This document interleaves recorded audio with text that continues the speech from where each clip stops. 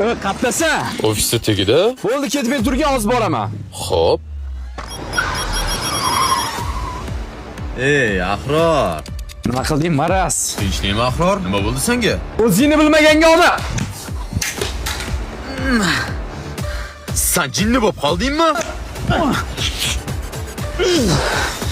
Nomard ekansan.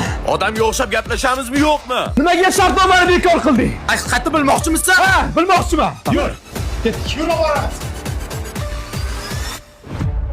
Ey, men qara. Nimani isbotlamoqchisan menga?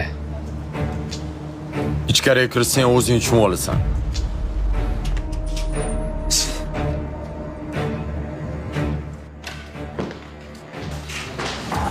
Siz? Kim bular? Mana shu opa sabab mashinniklarni bir hiylasidan qutulib qoldik.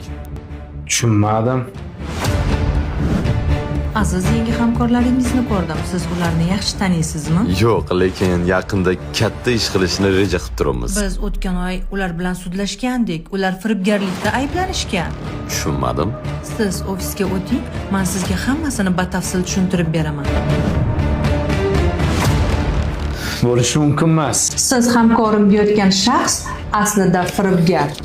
Shartnomani ko'zdan kechirganimizda 5, 7 va 9 bandlarida sizning firmangizni bankrot qilish darajasiga olib keladigan shartnoma shartlarini aniqladik.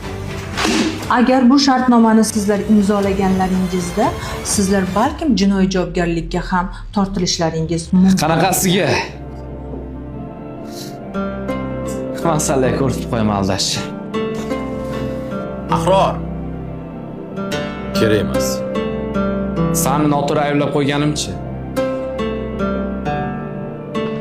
Xuddi oldin aybingni tan olgandek gapaman.